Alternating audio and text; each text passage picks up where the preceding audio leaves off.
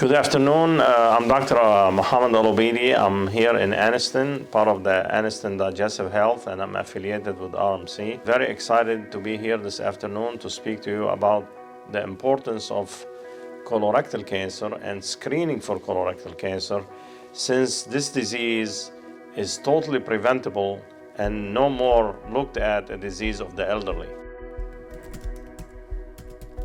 Colon cancer is a global problem worldwide, and particularly here at home in the United States. About 125,000 cases are diagnosed per year, unfortunately. In Alabama, for example, there are about 2,470 new cases every year.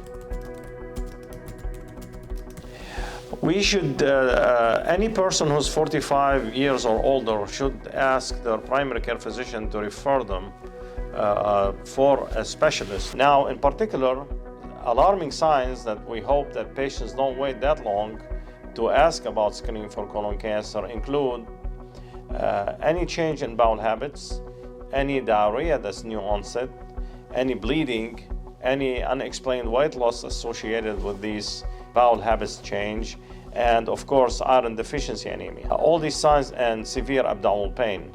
Any of these symptoms can indicate that there is a partial blockage of the large bowel, which we call the colon, and the rectum, and that invites a visit to a gastroenterologist to try to eliminate colon cancer as the cause of these symptoms.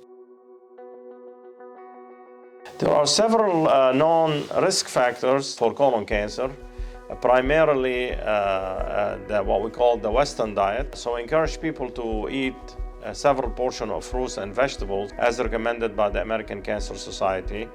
In addition, weight control is also very important, particularly in patients with diabetes who are at higher risk of developing polyps and colon cancer. Family history is a very important risk factors which we cannot modify, but we need to know about the family history, therefore, so we can be proactive about seeking screening and surveillance later on for colon cancer.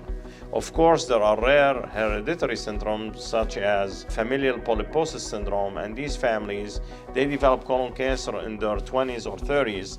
Therefore, these patients are typically screened right after puberty when they are 16, 17, or 18 years old to find these polyps, and then in their 20s, total colectomy is recommended. Fortunately, these syndromes are very rare and run in families. But we're talking about family history, meaning somebody has an uncle, a cousin, an aunt that had colon cancer. That prompts them to start screening maybe at the age of 40 to try to be proactive about preventing colon cancer in themselves. We mentioned earlier that is 45 years and older, even if they have no symptoms, should start their screening.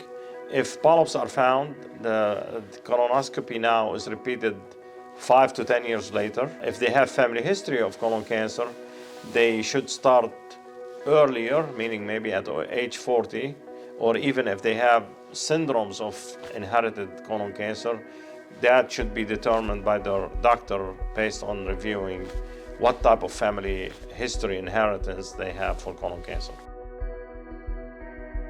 They don't like it or they don't like the idea, they can ask their primary doctors for a Cologuard test, which in my practice or my observations, we don't order that in our office, but the primary care can. It's a very accurate test in detecting colon cancer or polyps. However, a caveat is very important. Once they get the Cologuard, the colonoscopy then become a diagnostic rather than a screening test, and that has ramification for their insurance and financial coverage.